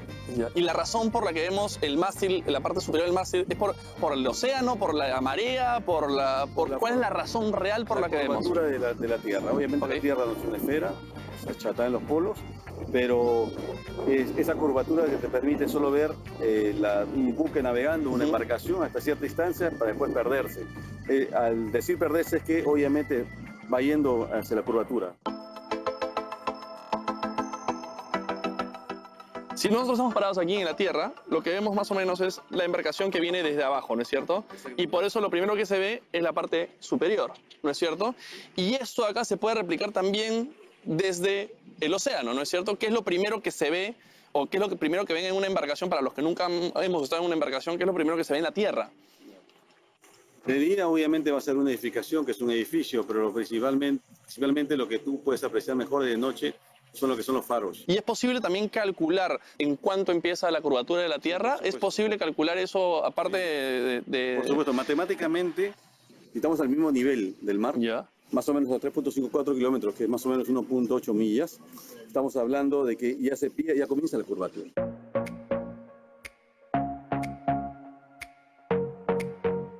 Bueno, muchas gracias. Diego, a ti. No, por favor. Un placer. A ustedes. Y bueno, esto lo dejamos aquí de recuerdo. Otra ocasión. Nos vemos en el set. Delta, ¿hay forma de probar que la Tierra es redonda sin salir de aquí? Buscando información precisa. Ok, vamos a esperar a que busque la información y volvemos después del corte.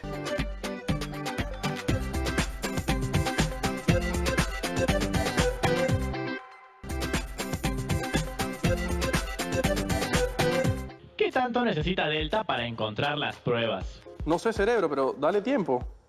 Solución encontrada. ¿Te das cuenta? ¿Qué puedo hacer? Eclipses. Muy buena idea, Delta. Cuando la Tierra se interpone entre la Luna y el Sol, ocurre un eclipse lunar. La Tierra impide la llegada de la luz del Sol proyectando su sombra sobre la Luna. Esta sombra es redondeada. Cuando vemos un eclipse, podemos confirmar ese efecto. Y es tan claro que incluso los antiguos griegos ya sabían esto. Y esa fue una de las cosas que los motivó a formar la idea de que la Tierra no podía ser plana.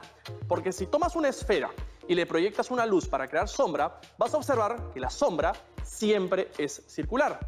Y con todo eso, ¿por qué la gente seguiría pensando que la Tierra es plana? A pesar del paso del tiempo, actualmente hay gente que afirma que la Tierra es plana, como este disco. Es más, según estas personas, lo que conocemos como Polo Norte estaría en el centro y los continentes alrededor.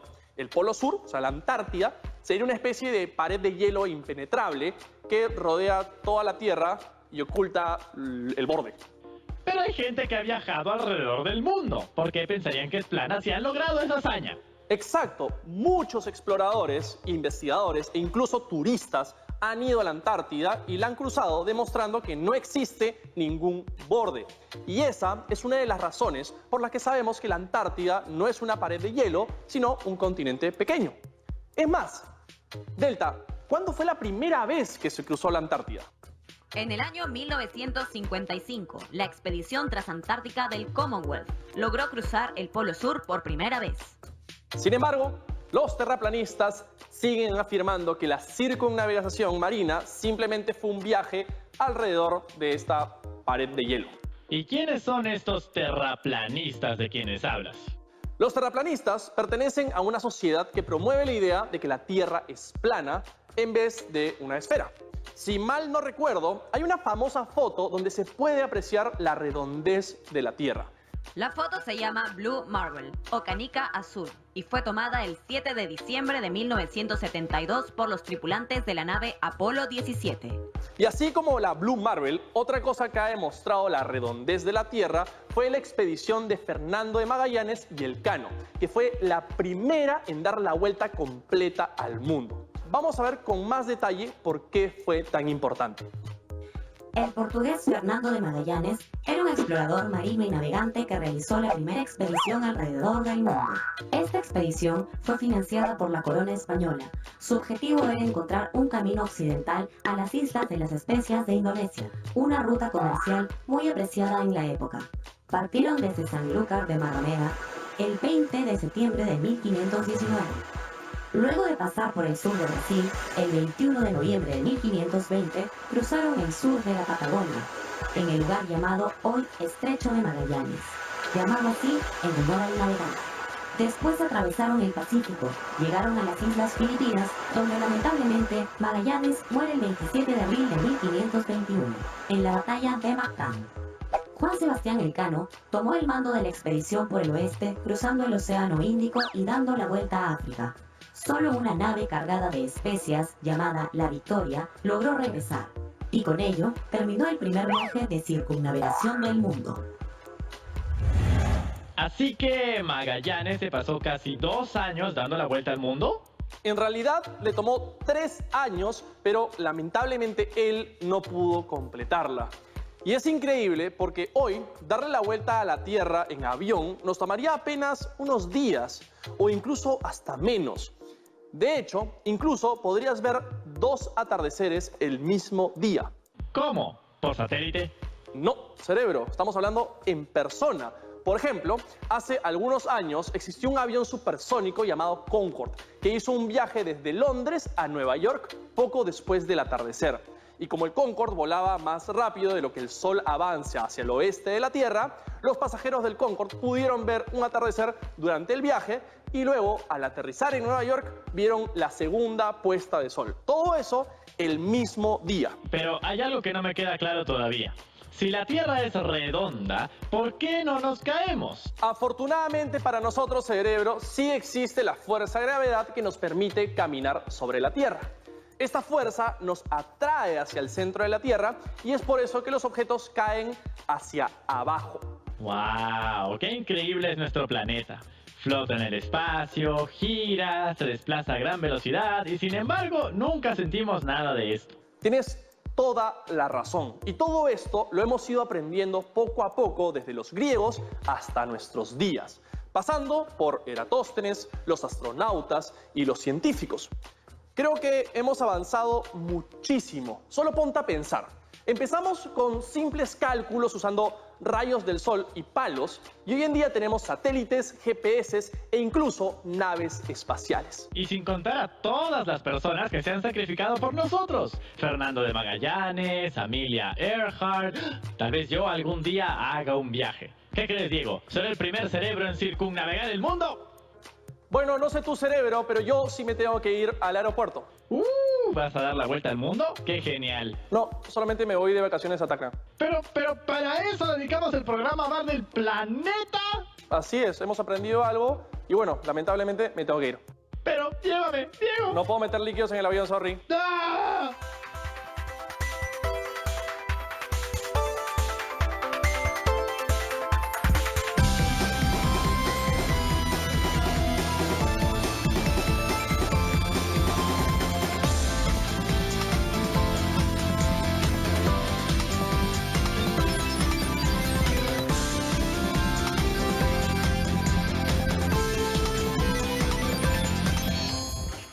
1670 kilómetros por hora es la velocidad con que la Tierra gira sobre su propio eje. 16 veces más rápido que la velocidad de un auto promedio y no lo sentimos. Increíble, ¿no? Me encantó este video y espero que ustedes también. El día de hoy hemos aprendido un poco más sobre la gravedad, la forma de la Tierra y sobre las teorías que lo confirman. Hemos conocido también el centro de operaciones del satélite peruano, que actualmente está orbitando el espacio, entre otras cosas que parecen fuera de este mundo. Bueno, chicas y chicos, ya estamos llegando a la parte final del programa y es el momento para que ustedes pongan manos a la obra. El reto de hoy es explicarle a tus familiares, amigas o compañeros cómo un eclipse lunar confirma que la Tierra es redonda.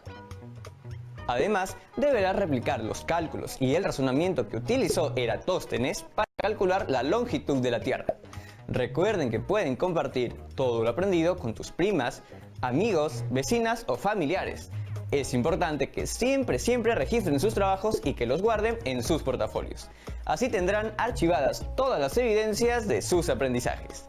Bueno, chicas y chicos, esto ha sido todo por hoy en Aprende en Casa. ¡Nos vemos! ¡Chao, chao, chao!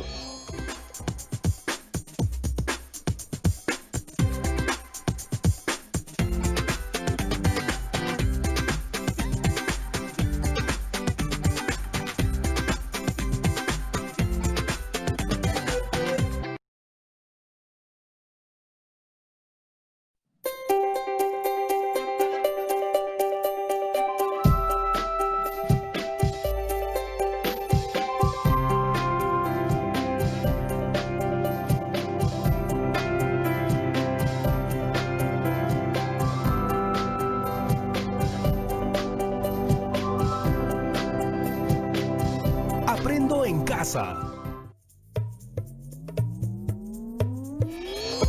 Hola, bienvenidos y bienvenidas a Aprendo en Casa. Yo soy Yaremis Rabasa y este programa de ciencia y tecnología está especialmente preparado para los alumnos y alumnas de cuarto de secundaria. ¿Ustedes se han preguntado alguna vez si el mundo es realmente como lo percibimos? ¿Les ha pasado que cuando toman una foto o graban un video, la cámara no capta los colores que nuestros ojos ven en vivo y en directo? Es curioso, pero sucede que nuestra vista también tiene ciertas limitaciones a la hora de ver los colores de las cosas. Por eso, en el programa de hoy aprenderemos que el funcionamiento de los sentidos está estrechamente relacionado con el funcionamiento del cerebro y que al funcionar ambos de manera conjunta, cada persona percibirá los colores de manera distinta. Siempre habrá diversidad de percepciones. Pues sí, las percepciones son experiencias individuales del cerebro, aunque lo que recreamos cada una y uno no necesariamente es el reflejo del mundo tal cual es. Tranquilos, yo sé que esto de que el mundo no es como lo vemos puede sonar algo raro, pero por eso veremos el siguiente video que nos ayudará a entender mejor a lo que me refiero. Adelante con el video, pero no se olviden de tomar nota de la información que les llame más la atención. Vamos a verlo. Cerebro, aquí hay algo muy raro. ¿De qué color ves este vestido? ¿Azul o blanco? Blanco. Blanco chantilly. Qué raro, yo lo veo azul. ¿Qué? Sí, a ver, déjame ponerte otro ejemplo. ¿De qué color ves este cielo? Blanco. Blanco Gasparín. Ok, yo lo veo celeste. ¿Qué? Espera. Según se dice, el cielo es siempre celeste, porque yo lo veo blanco. Las cosas no tienen un color de por sí, depende de quién las observe. ¿Podemos engañar a nuestro cerebro de esa forma? Si el cielo es nada más que aire a la distancia, ¿por qué lo vemos de distintos colores? ¿Acaso el aire, cuando lo tenemos cerca, lo vemos azul? Bueno, hoy, en Ciencia en Esencia, descubriremos por qué el cielo es azul.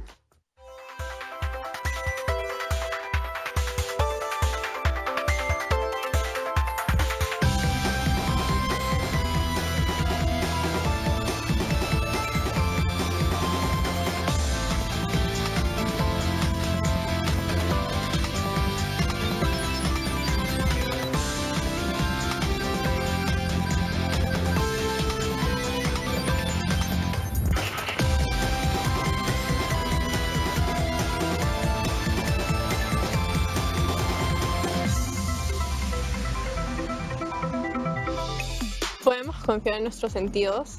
Yo creo que sí, porque es la manera en cómo percibimos el mundo. Si una persona se siente bien consigo misma, creo que podría ser que sí.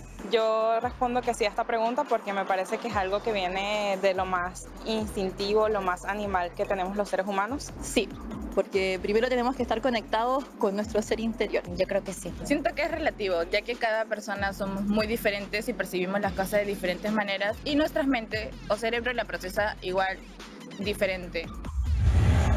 Cuando nuestra vista trabaja, lo que hace el ojo es invertir las imágenes al revés, para que luego el cerebro las ponga al derecho. Esto se los cuento para que entendamos mejor que lo que percibimos tiene que ver más con lo que pasa en nuestro cerebro y sus receptores que con lo que realmente es. Además, se podría decir que los objetos no tienen color. Cuando la luz llega a un objeto, este absorbe parte de la luz y refleja el resto de ella hacia el ojo. Y no solo depende del ojo, sino también de la luz y de cómo los objetos son iluminados. Ay, pero Diego, lo que se ve rojo siempre va a ser rojo, pues. Y lo que es azul siempre va a ser azul. No, cerebro, no siempre. Mejor te lo explico así. A ver. Cuando una luz es blanca, no es porque sea una luz con el color blanco, no es así. Es porque la luz blanca es la combinación de todos los colores. Esa suma y combinación produce el color blanco en la luz. ¿Una luz blanca como la de este set? Así es, cerebro. Cuando esa luz blanca cae en los objetos, estos objetos absorben los colores, pero rebotan el color que podemos ver. Eso es por la luz. No sea que esta escenografía es verde porque rebota el verde, y tu pantalón es negro porque rebota el color negro, y así con todos los objetos de este set iluminado con luz blanca. Exactamente, y como dijiste, siempre y cuando la luz sea blanca, porque también puede pasar otra cosa. Ah, ¿y ahora qué? Déjame explicarte. ¿De qué color ves esta pelota? Pues blanco, blanco Tecnopor. Ok, ahora mira. ¡Ah, es rojo! ¡Es rojo! Y ahora, ¿de qué color la ves? Moradito. ¡Oye! ¡Oh, es azul! ¡Es azul! Pero era blanca hace un instante. No lo puedo creer. ¿Lo ves? Dependiendo del color de la luz, la percepción de los colores también cambia ante tus ojos. ¡Wow! Creo que ya no puedo confiar 100% en mis sentidos. Bueno, sí puedes confiar en ellos, pero recuerda y no olvides que lo que ves es tu percepción, que puede ser distinta a la mía o a la de otra persona. En una reciente investigación realizada en la Universidad de Chicago, el color con que vemos las cosas depende en realidad de lo que se produce en los ojos y en el cerebro. El tema de la percepción visual causa grandes controversias porque nos es demasiado difícil entender qué es lo que pasa entre nuestros ojos y nuestro cerebro. No es lo mismo que lo que pasa en los demás ojos y demás cerebros. Claro, no todos miramos con los mismos ojos, pues. Pero, sobre todo, no todos procesamos las cosas con el mismo cerebro. En el año 2015, este vestido que te mostré hace un rato se hizo viral. ¿Por qué crees? Porque así como tú y yo, las personas en las redes lo veían distinto y se hizo toda una locura. Delta, ¿podrías mostrarnos un poco más sobre este evento? Claro que sí. La polémica del vestido azul y negro, que algunas personas ven de color blanco y dorado, se convirtió en un fenómeno viral. Resultaba sorprendente que un mismo vestido, a veces incluso en la misma pantalla, se viera de distintos colores. Lo que sucede es que las personas tenemos tres tipos de fotorreceptores, células sensibles a la luz, llamadas conos, que son capaces de captar los colores. Estos se concentran en la retina, una especie de pared sobre la que se proyectan las imágenes que llegan, como si se tratara de una pantalla de cine. Existe un sinfín de variaciones que pueden alterar la retina, como la edad, enfermedades genéticas como el daltonismo o la composición del líquido interno del ojo. El proceso es tan puntual que es prácticamente imposible que dos personas vean un mismo objeto de la misma forma. En el caso de este vestido, el cerebro de quienes lo ven blanco y dorado interpreta que el vestido está a contraluz, a diferencia del fondo, lo que implica que está más oscuro, más tenue y por contraste con el fondo amarillento, con colores azulados. Ante esto, intenta compensarlo aplicando los filtros contrarios. Automáticamente ilumina el vestido. Eso es lo que hace que el azul se vuelva más blanquecino y el negro menos negro, ¿verdad? Así es. Y también lo satura de color, realzando la iluminación amarillenta que tiene toda la imagen y crea el efecto dorado. El cerebro de quienes lo perciben azul y negro, sin embargo, acaba aplicando precisamente los filtros contrarios. De ahí la disparidad tan alarmante. Diego, eso quiere decir que mi filtro no es tu filtro. Estás en lo correcto, amigo, y no solo en lo visual. El proceso de la percepción consta en recibir, analizar, interpretar y almacenar los estímulos que recibimos de los sentidos. Qué loco, ¿no? Así como estoy sin cuerpo, sin nada, en un frasco, todavía puedo ver, escuchar, degustar, oler y sentir. Sí, cerebro, tienes razón, pero eso es porque tu caso es muy, pero muy extraño. Pero quizás sea porque lo más importante en la percepción es justamente el cerebro. Al tratarse de las experiencias individuales del cerebro, este nos hace creer que las percepciones que recrea no necesariamente son el mundo tal y como es. O sea, que se puede decir que aquello que nos rodea y la imagen mental que tenemos quizás no tienen mucho que ver con la realidad. Ay, seguro van a decir que todo es por mi culpa. ¡Qué malagradecidos! ¿Qué más quieren que les ayude a percibir el mundo? Si no fuera por mí, no percibirían nada. No nos quejamos de ti, cerebro. Solo queremos entender mejor esto de que cada individuo percibe las cosas literalmente de una manera completamente distinta. Cada individuo cada cerebro. ¿Saben qué? Para entender mejor estos procesos de la mente, en el siguiente bloque les compartiré una nota que hice con un experto en neurociencia. No se la pierdan.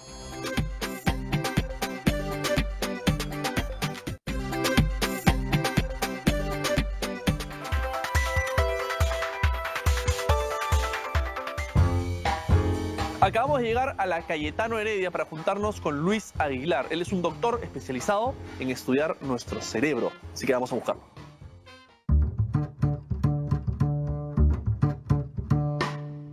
Mi primera pregunta sería, ¿quiénes son los encargados de aprender o estudiar el cerebro?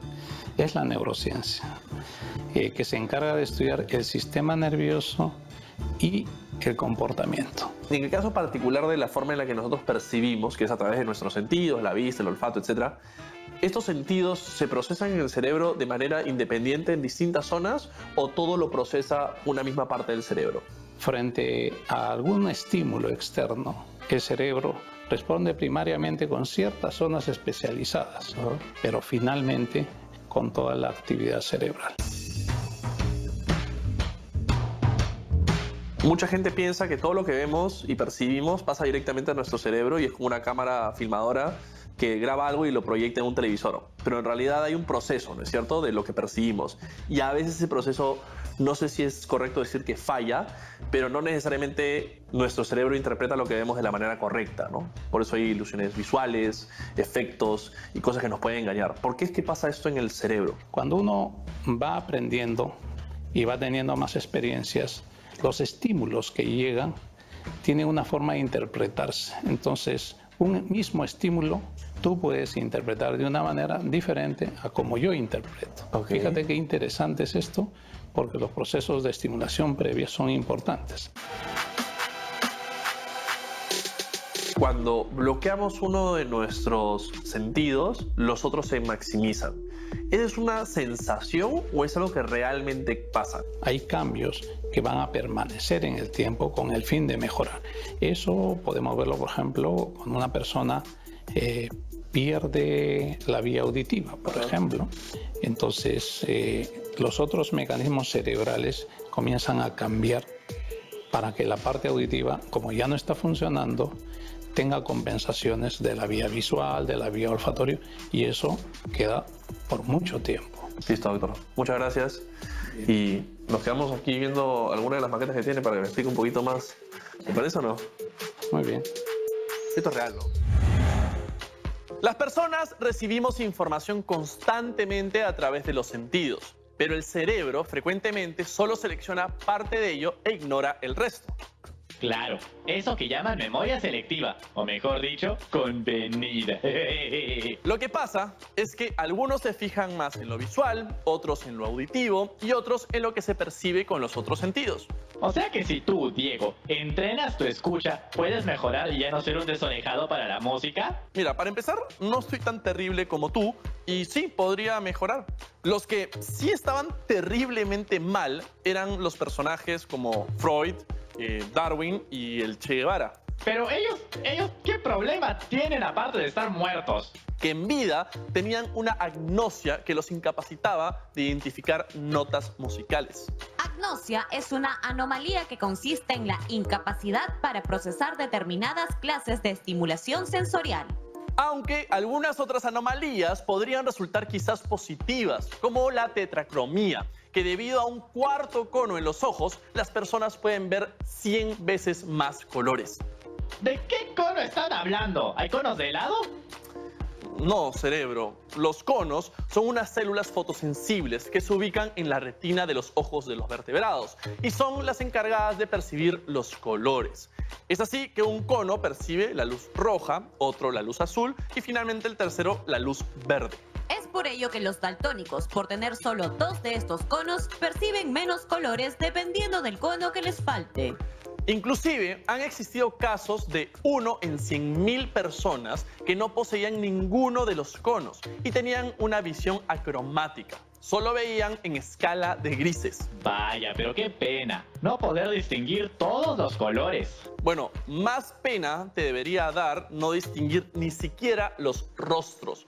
Ese es el caso de un hombre que el neurólogo Oliver Sacks llamó el Dr. P. Vamos a conocerlo de detrás. Oliver Sacks fue un neurólogo y escritor británico que desarrolló su carrera como especialista en desórdenes del sistema nervioso. En 1985 publicó El hombre que confundió a su mujer con un sombrero, una colección de sus casos. Muchos de esos relatos están basados en casos de agnosias. El relato que da nombre al libro es el caso de una persona con prosopagnosia. A ver, repite, que esa palabra sí que está complicada.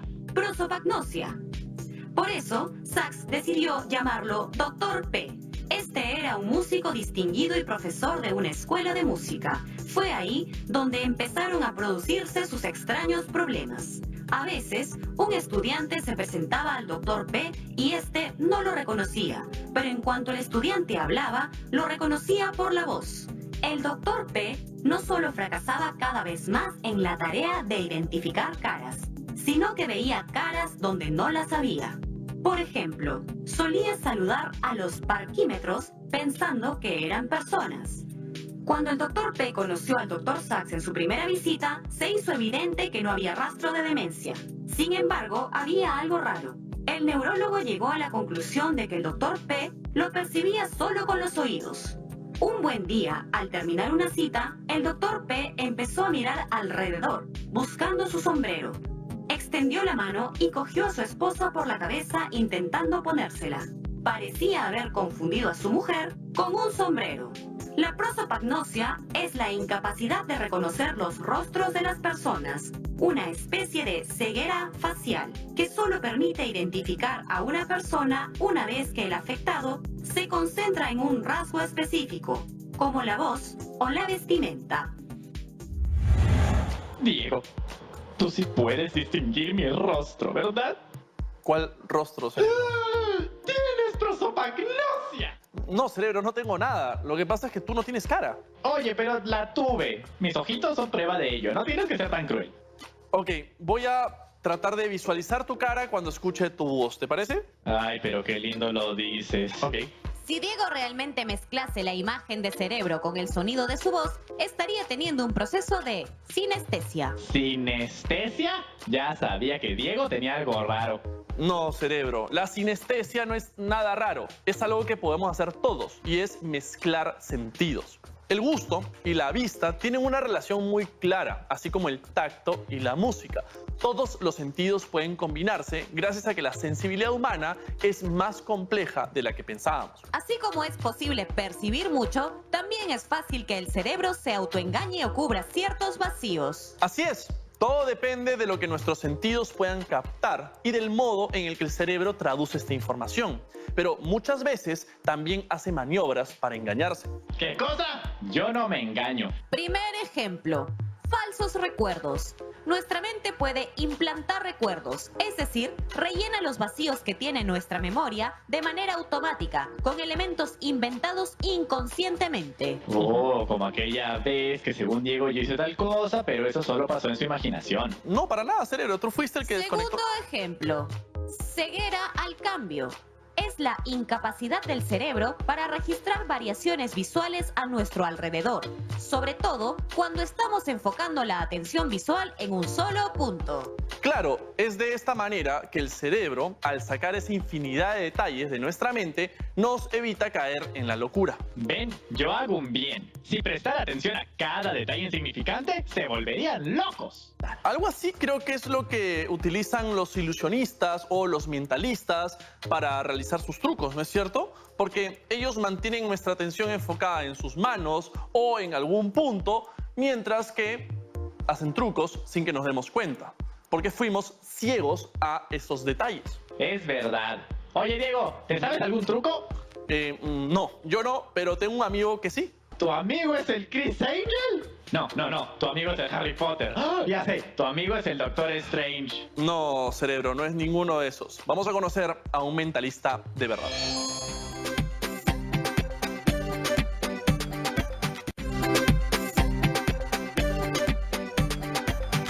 Acabo de casa de Jack Raymond. Él es mentalista y nos va a enseñar los trucos necesarios para poder engañar nuestro cerebro. Vamos a buscarlo.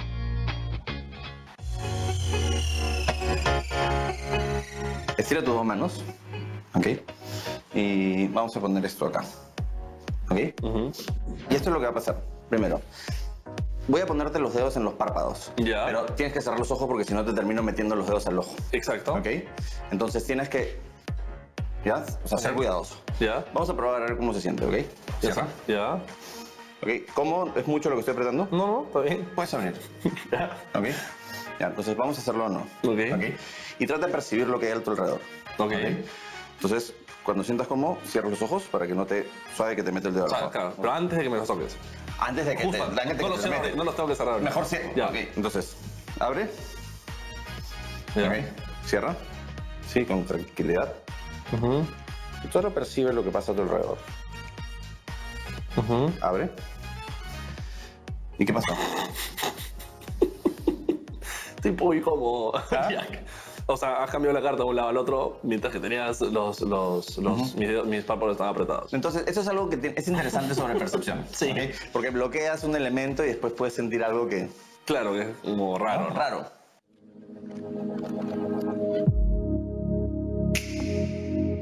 A veces si bloqueamos un sentido, la fragilidad de los otros sentidos pueden hacer que experimentemos cosas diferentes, como que sientas que la carta puede despegarse de tu mano y que en realidad no es lo que está pasando. Todo el tiempo has estado dándome a entender que ibas a usar las dos manos. Exacto. Las dos manos. Entonces, cuando yo cierro los ojos, en mi cabeza sigo pensando en que tú estás utilizando las dos manos. Lo que pasa es que en la magia tenemos que darle la seguridad a las personas de que de alguna forma lo que le estás diciendo es cierto. En este caso lo que estoy haciendo es empujarte a creer de que esto es lo que está pasando. Así es. Con mis palabras. ¿Hay personas que son más fáciles de engañar que otras? ¿O tú crees que todas estamos en un nivel similar? Normalmente usamos esta pregunta para... Hay personas más sugestionables que otras. Sí, creo que hay personas más sugestionables que otras, pero no son las que tú crees. Las personas, por lo general la gente que dice yo soy muy inteligente, a mí no me sugestiona nadie, típicamente esas personas son más fáciles de sugestionar. Así. Porque tienen mayor capacidad, si creen realmente así eso, y no es solo ego o algo así, probablemente tienen buena capacidad de atención. Y cuando tienes buena capacidad de atención es que el enfoque se va a permanecer en un lugar. Y que todo lo que ocurre alrededor probablemente desaparezca. Eso es bastante interesante. La forma en la que uno se puede enfocar en algo. Exacto. Y tú aprovechar que yo estoy viendo esto para que aquí empiecen a suceder cosas que yo no estoy percibiendo. Ok, ese es tu anillo, ¿no es cierto? Entonces yo lo que voy a hacer es agarrarlo con esta mano y lo voy a desaparecer. Y luego volver a aparecer en la misma mano. Chuma. Espero que la gente haya sido engañada porque he utilizado uno de los trucos que me has enseñado. He atraído la atención de la gente a esta mano, haciéndola pensar que el anillo estaba aquí, pero en realidad siempre estuvo aquí. Y creo que eso resume un poquito lo que hemos visto hoy en día contigo. Y creo que como mensaje final podemos darle a la gente una idea clara de cómo sus sentidos pueden ser engañados y cómo no debemos confiar en nada muy sobrenatural o nada... Tenemos que preguntarnos siempre por qué estamos pensando esto. Perfecto. Bueno, ¿te parece si me enseñas otro truco? Te enseño otro truco. Vamos. Nos vemos. Bueno, ¿y qué les pareció la nota? ¿Ven? Es muy importante la mente. Sí, pero igual de importantes son los sentidos. Gracias a ellos es que la mente puede percibir el mundo para poder vivir y relacionarse con él de la mejor manera. Siempre con los 5 sentidos muy alertas. ¡Qué alegría mantenerlos a pesar de estar en un frasco! Bueno, cerebro, quizás esto que te voy a decir no te haga sentir muy bien. Pero ya se ha corroborado que existen más de 5 sentidos y quizás este sexto sentido es uno imposible para ti, cerebro. ¿Cómo que hay más de 5 sentidos? No me aumenten ni uno más. ¿Para qué me aprendí la canción de High Five entonces? ¿Para qué? Es la realidad, cerebro. El sexto sentido que menciona Diego es la propiocepción. No, pues así no vale, si se inventan palabras cualquiera. La propiocepción tiene que ver con el sentido del cuerpo, de los músculos y el movimiento. Es el sentido que informa al organismo de la posición de los músculos y de la posición relativa de las partes corporales contiguas. En otras palabras, es la capacidad de ubicar la posición corporal en todo momento. ¿Sabes qué? Sigo sin entender. A ver, cerebro, mírame un ratito. Voy a cerrar los ojos. Ahora, con los ojos cerrados, voy a poner mi índice derecho en mi hombro izquierdo. O sea, así. Exactamente así. ¿Cómo puedo hacer esto? Haciendo trampa. No, cerebro, ninguna trampa. Es gracias a la propiocepción que mi cuerpo siente y percibe la posición de cada parte de él, sin necesidad de ver, oír o palpar. Oh, ahora entiendo. Qué pena no tener cuerpo para poder experimentar la propiocepción. Y la misma propiocepción se podría decir que se subdivide en el sentido del equilibrio, el de la coordinación del cuerpo, el del nivel de alerta del sistema nervioso, el de la posición y el de la gravedad. Ay, no, pues Diego, ahí hay como muchos sentidos. Realmente, si lleváramos la definición más lejos, cada receptor que tenemos en el cuerpo indicaría un sentido distinto. Y si este fuera el caso, incluso sentidos muy conocidos se dividirían en distintas variedades. Es que no hay una única forma de dividir los sentidos. Y puede que no sea muy útil hacer divisiones entre ellos, considerando que casi siempre funcionan a la vez. Ya hemos visto que el color de la comida o el sonido de un restaurante pueden influir en el gusto. Nuestros sentidos y nuestro cerebro son sensibles a todo y en cada uno de nosotros ambos funcionan distintos. Hay miles de maneras de sentir y entender nuestro mundo. No nos conformemos con solo una. Bueno, Diego, entonces, ¿de qué color era el cielo? A esta hora creo que negro, porque ya es bastante tarde y me tengo que ir. Así que eso ha sido todo. Hasta el próximo capítulo. Es impresionante saber cómo un mismo objeto puede ser percibido de distintas maneras por distintas personas al mismo tiempo. ¿Alguna vez habían pensado en eso? Gracias al video que vimos, hemos aprendido que la percepción de las propiedades de los objetos, color, forma, olor, dependen del funcionamiento de los sentidos, de los órganos y del cerebro, por lo que la percepción de un objeto puede ser de distintas maneras para cada persona. Existen algunas alteraciones en la percepción del color, por ejemplo, causadas por el daltonismo. Sin embargo, no son las únicas alteraciones que existen. También hay alteraciones en la percepción de hasta las formas o las notas musicales. Ahora, lo curioso de esto es que nuestro cerebro es tan increíble que si uno de nuestros sentidos no logra captar algo, entonces utiliza mecanismos de compensación. Por ejemplo, si nuestra vista no logra captar cierta información, probablemente nuestro cerebro aumente la capacidad del sentido del oído. Genial, ¿verdad? Creo que estos datos deberían ser de conocimiento de más personas. ¿Qué tal si le explican a las personas con las que viven por qué hay diferencias en la percepción de los colores? Traten de explicarles cómo es el funcionamiento del sentido de la vista y cómo se relaciona con las funciones cerebrales. Redacten su explicación y compártanla con sus seres queridos. Además, guarden sus trabajos en su portafolio de evidencias. Recuerden que cuando explicamos cosas, nosotras y nosotros seguimos aprendiendo. Bueno, eso ha sido todo por hoy. Nos vemos en un próximo episodio de Aprendo en Casa. ¡Hasta pronto!